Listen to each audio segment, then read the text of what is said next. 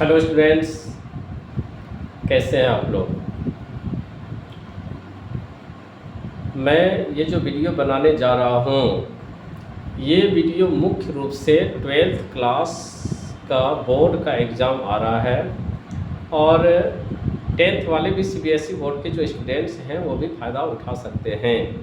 उसी को ध्यान में रखकर मैं ये वीडियो बनाने जा रहा हूँ। देखिए, बाकी सब्जेक्ट तो स्टूडेंट खूब मज़े से पढ़ता है, लेकिन हिंदी को स्टूडेंट्स कम तवज्जो देता है।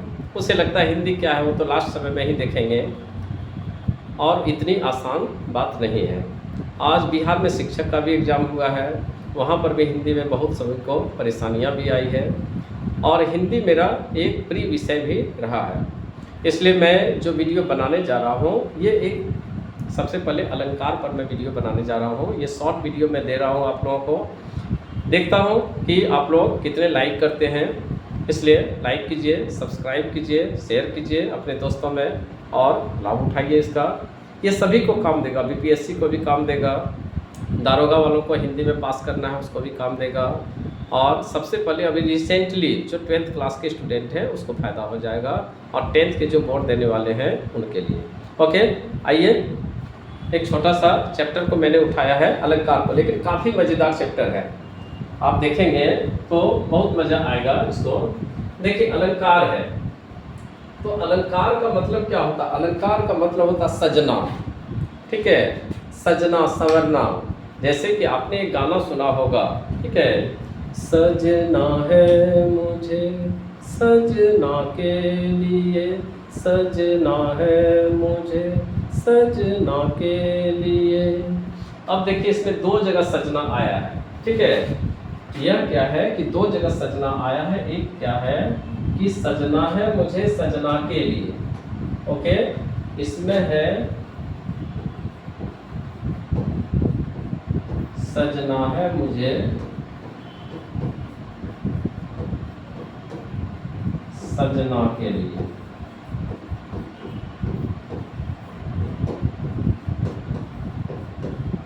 इसलिए देखिए, जो राइटर है उसने कितनी खूबसूरती से पंक्ति को बना दिया।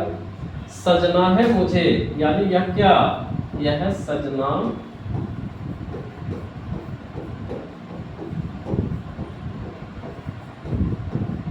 संवरना, ठीक है, और यह सजना, ठीक है, कौन, पति या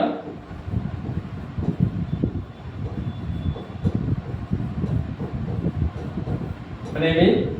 इसलिए अलंकार में क्या, शब्दों की कारीगरी की जाती है। अलंकार में क्या होती है, शब्दों की कारीगरी की जाती है, ठीक है। इसलिए काफ़ी इंटरेस्टेड ये चैप्टर है, आप लोग इसको देखें, ध्यान से देखें। अलंकार दो शब्दों से मिलकर बना है, किससे किससे, अलम जोड़ कार। यहाँ पर अलम का अर्थ होता है आभूषण, ठीक है। आभूषण यानी क्या, हमारे लिए कान में, नाक में, ठीक है, महिलाओं के लिए आभूषण हो गया। लेकिन कविता का आभूषण क्या है, शब्दों की कारीगरी है। मानव समाज बहुत ही सौंदर्योपासक है, उसकी प्रवृत्ति के कारण ही अलंकारों को जन्म दिया गया। जिस तरह से एक नारी अपनी सुंदरता को बढ़ाने के लिए आभूषणों को प्रयोग में लाती है, उसी प्रकार भाषा को सुंदर बनाने के लिए अलंकारों का प्रयोग कवि करते हैं, ठीक है। अर्थात जो काव्य की शोभा को बढ़ाते हैं उसे ही क्या करते हैं, जो काव्य की शोभा को बढ़ाते हैं उसे ही अलंकार करते हैं, ओके। जो काव्य की शोभा को बढ़ाता हो, यानी शब्दों की कारीगरी करता हो, उसे ही क्या करते हैं, अलंकार करते हैं। अब देखिए, छत्रसाल, राजा छत्रसाल के दरबार में एक कवि थे, ठीक है, एक कवि थे, और उन्होंने एक पंक्ति लिखी, भूषण विरुण विराजई कविता वनिता मीन। भूषण विरुण सोहई या विराजई, कविता वनिता मीन, ठीक है। अब इसमें देखिए, इस भूषण के दो अर्थ हैं। एक है कौन, आभूषण,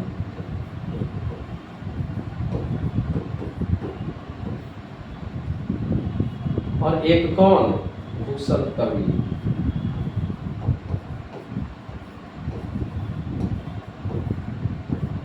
ठीक है।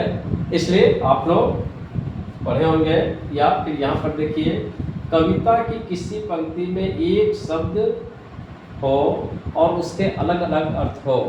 ठीक है, कविता की किसी पंक्ति में एक शब्द के अलग अलग अर्थ अगर निकले तो वहाँ पर उत्प्रेक्षा अलंकार होता है। इसलिए इस भूषण के दो अर्थ, एक भूषण हो गए भूषण कवि और एक हो गए आभूषण। अब यह कहते हैं कि देखिए भाई, मेरे बिना शोभा नहीं देगी। कौन कौन? कविता भी शोभा नहीं देगी, कविता भी शोभा नहीं देगी, वनिता भी शोभा नहीं देगी और मित्रता भी शोभा नहीं देगी। ठीक है, इसलिए कविता को सजाने की शक्ति किसमें है? भूषण में। वनिता को सजाने की शक्ति किसमें है? आभूषण में। इसलिए अभी तो आप लोगों की शादी नहीं हुई है ना, जब शादी होगी उस समय देखिएगा कि अपनी पत्नी को जितने भी गहने से लाद दीजिएगा तो भी कम है। वह कहेगी और चाहिए, कान में तो छूट ही गया, कान में दिए भी कौन दिए? छोटा वाला दिए। ठीक है, इसलिए यह है अलंकार की परिभाषा। अलंकार के भेद है। अलंकार के भेद कौन? तो शब्दालंकार, अर्थालंकार और उभयालंकार। ठीक है, जहां पर शब्दों के द्वारा कारीगरी की जाए वहां शब्दालंकार है, जहां अर्थों के द्वारा कारीगरी की जाए वहां अर्थालंकार है, और जहां दोनों का मेल होगा वहां पर होगा उभयालंकार। शब्दालंकार, अर्थालंकार और उभयालंकार। ओके, अब देखिए एक एग्जाम्पल, ज़्यादा तो आज मैं नहीं पढ़ाऊंगा, आज मैं थोड़ा सा आप लोग को इंट्रोड्यूस कर रहा हूँ। देखें आप लोग कितना लाइक करते हैं।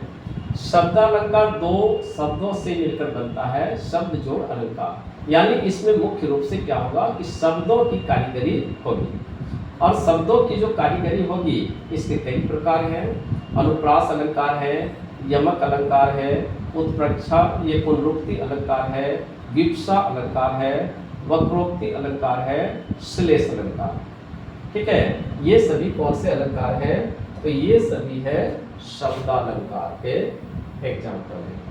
अनुप्रास, यमक, पुनरुक्ति, विप्सा, वक्रोक्ति और श्लेष अलंकार। इसमें से मुख्य जो अलंकार को हमको पढ़ना पड़ता है यह है अनुप्रास अलंकार, यमक अलंकार, पुनरुक्ति अलंकार और श्लेष अलंकार। ठीक है, ये जो अलंकार है चार मुख्य रूप से पढ़ना पड़ता है। ओके, अब इसमें से देखिए कि अनुप्रास अलंकार क्या होता है। अनुप्रास अलंकार में कहता है कि अनुप्रास दो शब्दों से मिलकर बना है, अनु जोड़ प्रास। अनु का मतलब क्या होता है? पीछे चलना। अनु का मतलब होता है पीछे चलना, यानी आवृत्ति होना। यहाँ पर अनु का अर्थ है बार बार। ठीक है, यानी कविता की किसी पंक्ति में एक वर्ण की आवृत्ति अगर बार बार हो, ठीक है, कविता की किसी पंक्ति में एक वर्ण की आवृत्ति अगर बार बार हो तो उसे क्या कहते हैं? अनुप्रास अलंकार कहते हैं। कविता की किसी पंक्ति में एक वर्ण की आवृत्ति अगर एक से अधिक बार हो तो उसे अनुप्रास अलंकार कहते हैं। जैसे यहाँ पर देखिए वर्ण का नौ है, नौ है, नौ है, ठीक है, फिर यहाँ पर नौ है। इसलिए यहाँ पर देखिए एक वर्ण की आवृत्ति कई बार हुई है। ठीक है, इसलिए इसे क्या कहेंगे? इसे अनुप्रास अलंकार कहेंगे। अब फिर हम लोग देखते हैं एग्जाम्पल के रूप में हम लोग देखते हैं जन गण मन अधिनायक जय हे।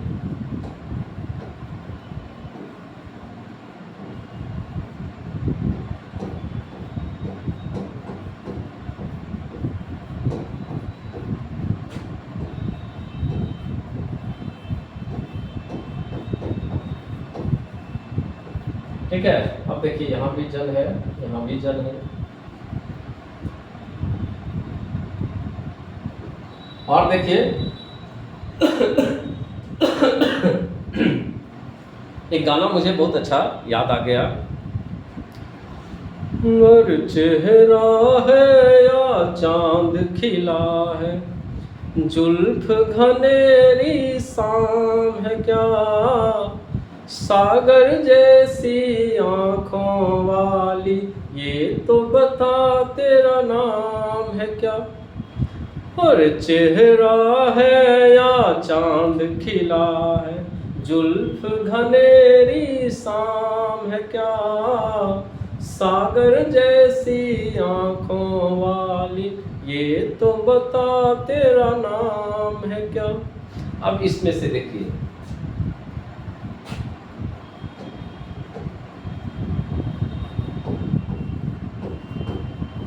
चेहरा है या चांद खिला। ओके, चेहरा है या चांद खिला है। यहाँ पर देखिए च की आवृत्ति है, यहाँ पर है च की आवृत्ति। इसलिए एक वर्ण की आवृत्ति अगर एक से अधिक बार कविता में हो तो उसे कौन सा अलंकार कहेंगे, अनुप्रास अलंकार कहेंगे। ओके, आज भर मैं यहीं पर रोक रहा हूँ और देखता हूँ कि आप लोग कितना इसे पसंद करते हैं। Okay, thank you, good night.